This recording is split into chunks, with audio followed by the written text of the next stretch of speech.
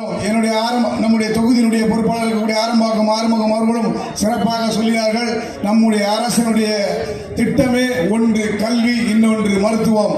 இந்த மருத்துவம் கல்வி இருந்தால் நாடு சென்று வென்று வந்து விடுகிறான். காரணம் ஒருத்தன் படிச்சானாலே அது தொலைநோக்கு பார்வை செல்லக்கூடியது.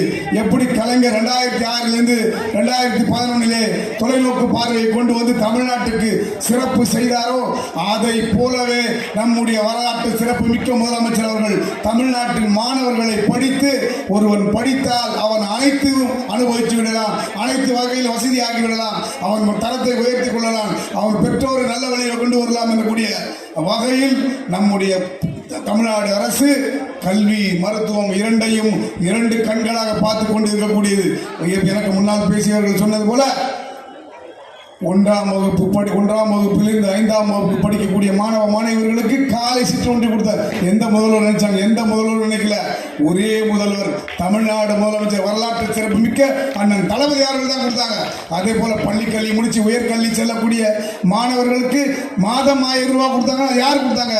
நம்முடைய வரலாற்று சிறப்பு மிக்க முதலமைச்சர் அண்ணன் தளபதி தான் கொடுத்தாங்க. வேற யாரும் கொடுக்கல. அதே போல விலையில்லா பேருந்து மகளிருக்கு கொடுத்தது யாரு?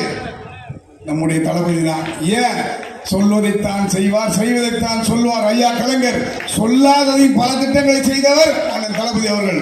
அதே போல சிறப்பான முறையில் தமிழ்நாட்டிலே அரசு ஆட்சியை நடத்தி கொண்டிருக்கக்கூடிய நம்முடைய சிறப்பு முதலமைச்சரும் அவருக்கு உறுதுணையாக இருந்து இளைஞர் நலன் மற்றும் விளையாட்டுத்துறையாக இருந்து இன்றைக்கு துணை முதல்வராக இருந்து நம்முடைய இளம் தலைவர் அண்ணன் உதயநிதி அவர்கள் பல வகையில் பல மக்களுக்கு பல திட்டங்களை கொண்டு வந்து சேர்த்துருக்காங்க. இப்போ பார்த்தீங்கன்னா ஏற்கனவே நம்முடைய திருவொற்றியூருக்கு 2800 பேர் பட்டா கொடுத்தாங்க.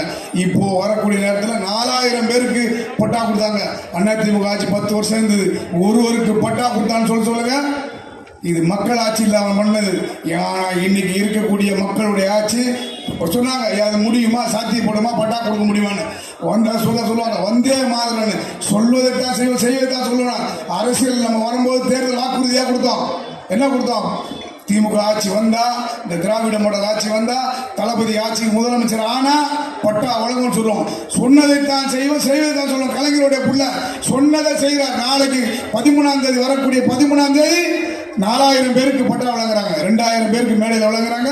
2000 பேருக்கு அங்க அந்த வில்லேஜ் கிராமத்திலே விஓ ஆபீஸ்லயோ நம்முடைய எம்எல்ஏ ஆபீஸ்லயோ இல்ல மாவட்ட உறுப்பினர் ஆபீஸ்லயோ அங்கங்க வச்சு அங்க எந்தெந்த இடத்துல இந்த சேர்மன் ஆபீஸ்லயோ எந்த ஒரு கவர்மெண்ட் ஆபீஸ்ல இருக்கோ அந்த இடத்துல அந்த பட்டாவை வழங்குவது நம்முடைய திராவிட மாடல் ஆட்சி.